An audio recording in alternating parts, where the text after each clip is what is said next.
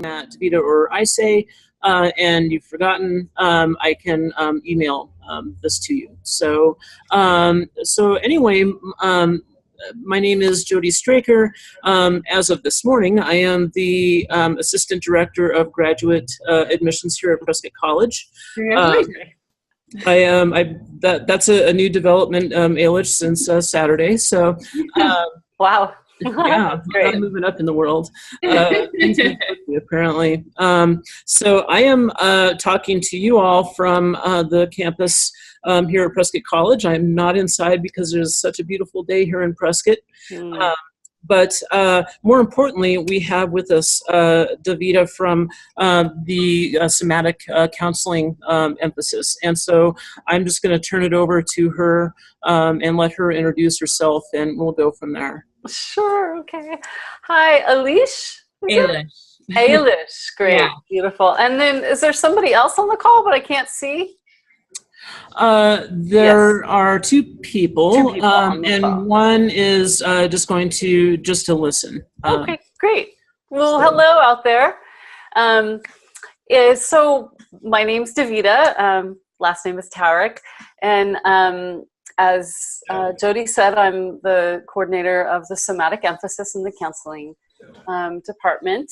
I actually was a student, so that was how I began working with Prescott. I was a student, so I went through the whole program. And after I graduated, came into this position. So I've been teaching now for 2.5 years, I think it is. So my relationship with Prescott is pretty long. I know the program sort of inside and out, both as a student and then as a faculty, and so feel really honored to be here.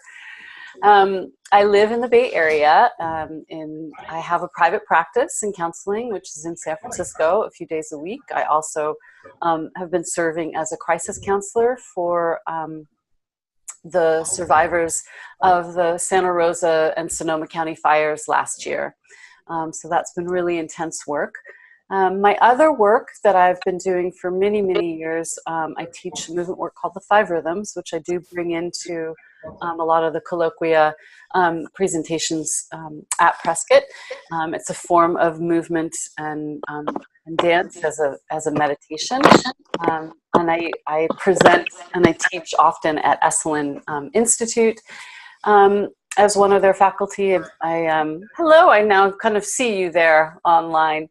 And then I also, Tony Robbins often hires me once a year or so to teach for his big events with people, and I bring in the 5 Rhythms movement work with him because even him at his level, he just finds the importance of the body is you just can't live up to your potential without really understanding and living inside of your body. So he brings me there for that. So that's sort of all of my work that I do outside of my teaching here at Prescott. The courses I teach for the somatic emphasis, there's 3 courses in the somatic emphasis. And Jody, stop me anytime if you want to kind of like jump in there and ask me any questions or anything. So there are 3 classes for the somatic emphasis. One is the neurobiology of relationships, and the other one is a trauma and crisis course, where we really explore somatic interventions and how trauma, there's some resolve through trauma with incorporating the body and the physical experience. We also look at how neurologically trauma affects the brain and how we then develop around that.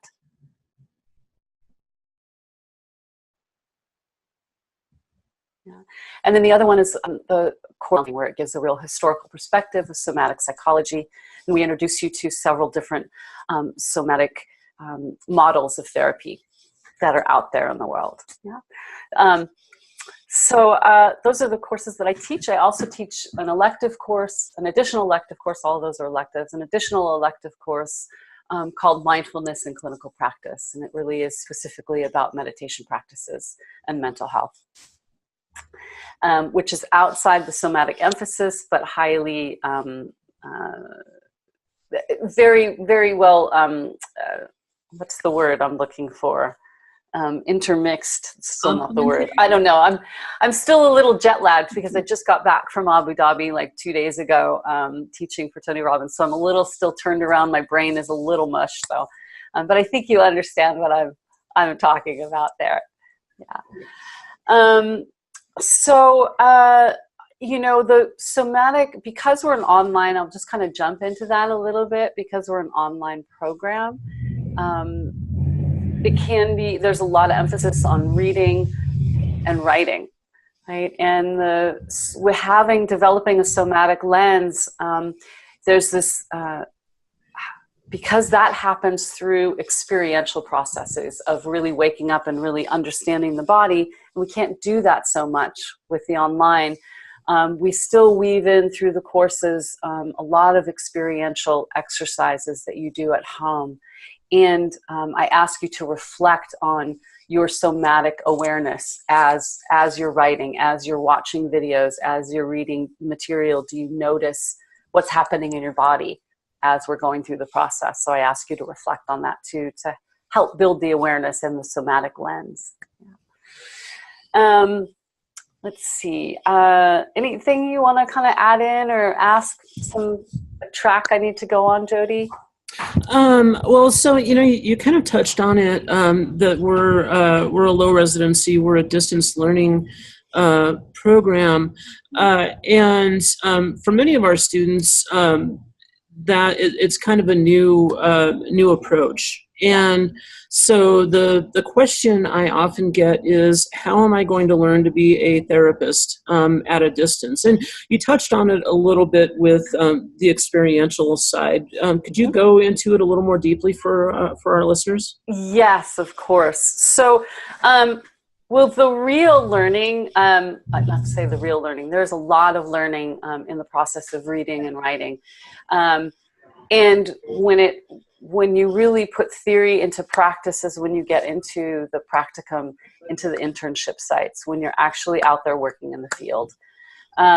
We certainly have these colloquia conferences, and which is where we get to meet for several days together, where we bring in different presentations and different experiential processes where you can practice counseling skills with other students and with other faculty throughout the weekends of the colloquium. So those are really important, and we have 3 per year where you get a lot of different kind of experience, right, in the practice of counseling. And of course, really when you get to practicum and your internship courses, you'll be out in the field working, and so that will where you apply all of what you're learning into practice. Yeah. And again, throughout a lot of our courses, we really do try to engage you in a way. So some of the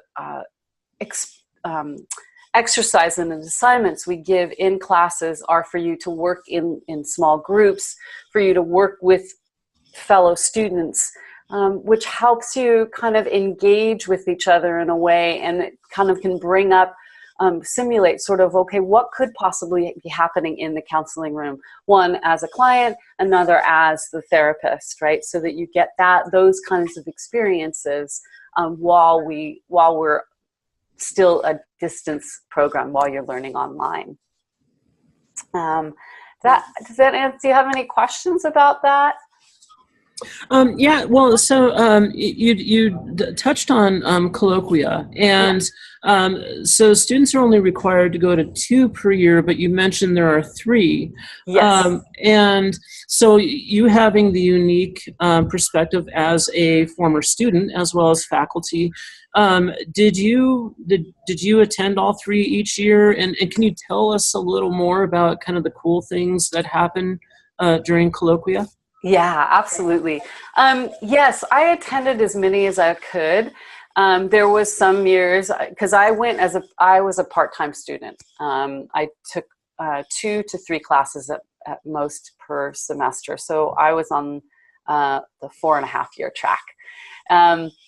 But I did attend as many colloquia as I could, because the experience was so rich, meeting other students, because it can be really an isolating field, learning online.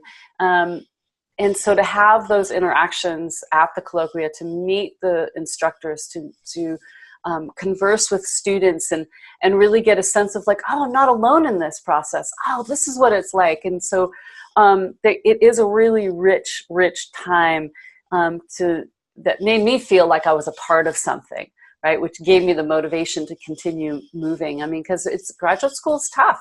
It's a real, it can be really challenging, exciting and challenging. And the more I felt connected to other students and to my instructors, the more motivated I was, and the kind of easier time I had, and it was a lot more rewarding for me because I could connect it back to the experiences I had at the colloquia. And again, there's oftentimes we have a wide range which really of presenters, which really fills out our core courses and learning that we have. So it really broadens it, and again has the applications in all different areas outside of the program. Yeah, I think that answered your question. So yeah, I highly recommend it. We have one at the beginning of the fall semester and one at the beginning of the spring semester. And then we have one towards the end of the spring term. And that one is actually a really sweet time to leave what we normally, because we're all in the middle of like gearing up towards the end of the semester, writing our papers, finishing up homework. And I've often found that one to be somewhat of a self-care weekend of getting away and really diving into what really feeds me, which was meeting the other students and feeling that part of something and connecting again. It gave me the juice to finish the rest of the semester. So there are, we give you 3 options of colloquia to attend. And like Jody said, you're required to do 2 a year as you move through the program. Yeah. So it sounds like you've found a lot of connection as a student through the colloquia experience. I did. And I actually, even though I lived in a really small town up in Northern California while I was in school, it was at a colloquia that I met another student who lived 5 minutes from me. And so then we ended up signing up for quite a number of our courses together for the rest of our 2 years, which made a huge difference. Like that was really, so then we got together every week and, did studying on our own, which like that was just, so if you continue and do join in, I really recommend you try and find somebody in your area or have like Skype calls with your fellow students to just kind of like keep checking in with them. And to me, the connection and as well, it's what happens in the counseling room, right? If we're not connecting with our clients or they are not connecting with us, not much can happen. We can't move forward. And so that's why, to me, connecting with the other students or faculty was essential. For me, that was an essential part of my learning process. So I'm just going to ask one, maybe 2 more questions before I kind of turn it over to our guests. But again, this is a low residency program. Students are working at a distance, and you kind of already alluded to this, but our students do really, really well when they sit for licensure. I think I saw something like 84 or 96% pass their licensing exam. Yeah. So why do you think that is? And maybe you can talk about the qualities of a student that really kind of help get them to that point. Yeah. Our academic rigor is really high, and I think a lot of our instructors, we are really engaged in the field, and we really want to support the students in getting out there. We come to this because we are a really dedicated group of people who want to see the counseling profession continue.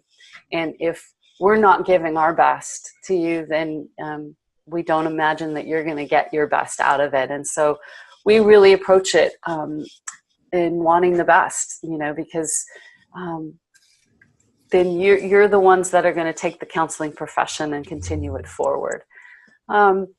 So yeah, I had no problem with passing the exams, one, the CPCE, and then the law and ethics exam out here in California. It's been, I did some extra studying, but it really, I felt like I had a really strong base. Our core classes are full of different approaches to learning in terms of we're using conference calls for students to support your learning, and then the experiential exercises. Our instructors give great, awesome feedback, so we really want you to learn in the process. And so when you graduate, you've got, to me, what feels like a really solid academic background of counseling and what you need to know to pass the exam, as well as really high quality supervision along the way in the practicum and internship courses that really help you formulate how you're practicing, which is what a lot of the exams also ask of you, is to really, how do you apply theory into practice, and how ethically are you practicing, and what those are. And so it gives you a really solid base. Yeah, so I just think that we've got high quality here, even though Prescott has there's a sense of an alternative approach that Prescott has. I found that its academic standard is really high quality. Even though we are, as a faculty, often very flexible and wanting to support your creativity, we have a high standard in terms of academic writing and and academic excellence, because that's what propels the profession forward. So I have one more question, and then I'll turn it over, and I'll let everybody else talk. But so I get people who say, I'm a huge fan of Carl Rogers, or I'm a huge Jungian, or Alfred Adler is the man, and they want to know, or even Fritz Perls, if you remember the Gloria tapes, and so is there a focus on any one approach to doing counseling, or is this something where people can look at many modalities and even bring their interests into a conversation with the curriculum? Yeah, absolutely. So there's a counseling theories course that covers a lot of different counseling theories. So you get a really broad education of the different people out there in the field. And through the emphasis, you can choose different emphases that allows you to have a sort of lens that you can bring in. So the people who do the somatic emphasis, for instance, can go into all of those core courses that are required, but they can bring their own interests into each course, right? So so that you can incorporate what your interest is into the final papers and projects that are in the core courses. If that makes sense. Does that answer your question? Perfectly, thank you. Great. Yeah. So I'll just kind of step out of the way, and for those of you who are tuning in, please feel free to ask any questions. And maybe I need to unmute you all or do some kind of Zoom mojo. I think they're on, I first just want to say sorry for looking down so much. My dog has been chewing on my toes. That's cute. Yes. Yes, we'll go out for a walk later. I was curious about how the practicum might differ with a somatic emphasis, or I was also interested in people who are kind of designing their own practica and kind of what options are or might be for that. I'm interested particularly in the ecotherapy certificate, but I am also interested in the somatics. I actually did a course in using Himalayan singing bowls this past March, which was amazing. Oh, beautiful. That's Yeah. great. So, you are in charge of finding your practicum and internship sites. So you as students go out and find it. And so it depends on the site that you have, that you find, if they are going to support you in incorporating somatic counseling or counseling, right? Ecotherapy. And I believe if you do the extra certification with the eco, you are actually required to do a practicum at an ecotherapy site, right? I think you're supposed to have out there, but I'm not completely sure about that. But I think that's the case. So it really depends on your supervisors at the site how much you're going to be able to practice somatic counseling. But that being said, somatic counseling, more and more, even though the somatic emphasis, let's see, we don't teach hands-on therapy, right? So it's a somatic lens where you learn how to really kind of just acknowledge, like, okay, well, as you're talking about that, what might you be noticing in your body? Right? Is a really simple approach to bring in the awareness of the body, right? And most supervisors at any site, even if they are very much a cognitive, behavioral therapy site, are not going to object to you kind of going, okay, well, so as you're noticing that, as we're talking about these thoughts, what are you noticing in your body, right? I would imagine most sites would support your exploration of that. But that would be up to you to really do your diligence in finding the right site for you. So interview them as much as they interview you. Does that answer your site? Oh, sorry. When should people start looking for their sites? As soon as they get accepted. If not before. I live in rural Maine, and I think there will be a lot of research necessary. Yeah, it can be a little tough going, but we do as much as we can. There is a list of sites that other previous Prescott students throughout the states have worked. So if you're lucky enough that there were some Prescott students in your area, they probably have worked at specific certain sites, and they will list those sites. There's a spreadsheet online you'll have access to once you become a student. And it's never too soon to start networking and checking out, because some of these have deadlines of applying 9 months to a year ahead.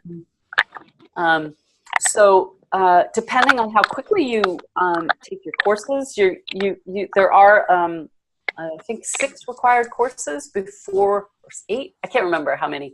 But you'll find out that list before you start registering for courses, which courses are required before your practicum. So you have to have a certain amount under your belt before you start at the practicum. And I often recommend, there are 3 semesters, I often recommend that you try and land the practicum and internship courses in the last 3 or 4 semesters of your, towards the end, so that if you're working at a site in your internship in school that you really like, and you're doing it until you graduate, as soon as you graduate, you can continue working there. You can start clocking your hours for licensure. So there's no drop in time, and yeah. So I kind of recommend that if you can work it, if you want to continue at the site you're at. Did that answer your question? Yeah, that definitely helped. Thank you. You're welcome. Yeah. Anybody else have any other questions? I do have a question. Yeah. Yeah, can you hear me? Okay. Yes. I'm coming from an education background, and my somatic experiencing type of experiences outside of that. But so I'm kind of struggling with whether I want to go into school counseling or into private practice type of counseling, and I ideally would like to be able to do both. Mm-hmm. Is there a way to fit in the somatic component with the school therapy as well, or the school counseling therapy as well? Yeah. So I don't know. the emphasis is, so the program requires 60 units, right? And you have 9 units that are electives, right? Which you can fill in with the 3 somatic emphasis courses. We have an emphasis in counseling and addiction, right? And social justice. I believe, if I'm not mistaken, we don't have, we used to have a emphasis in school counseling. I know quite a number of students who do their practicum and internship specifically at schools. But I don't believe we have a specific emphasis in school counseling. Correct me if I'm wrong, Jody, but that's what I kind of remember. No, you're right. We don't have it everybody's on. Frozen. Yeah. We don't have it on the MS counseling side, but there is on the Master's in Education side a certificate in school counseling.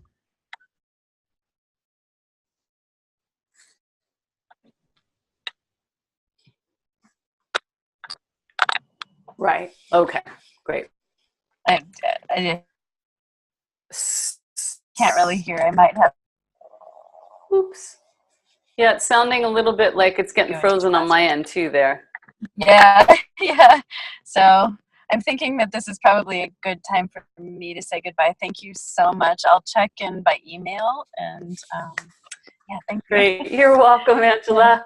Thank you, Angela. All right. And Ailish, anything else?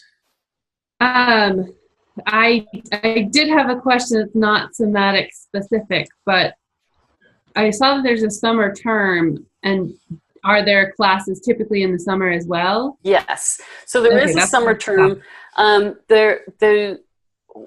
Not all of the core courses are offered in the summer. There's only a few. So when you work, if you decide, when you or get accepted by the program, you have a core faculty that is assigned to you.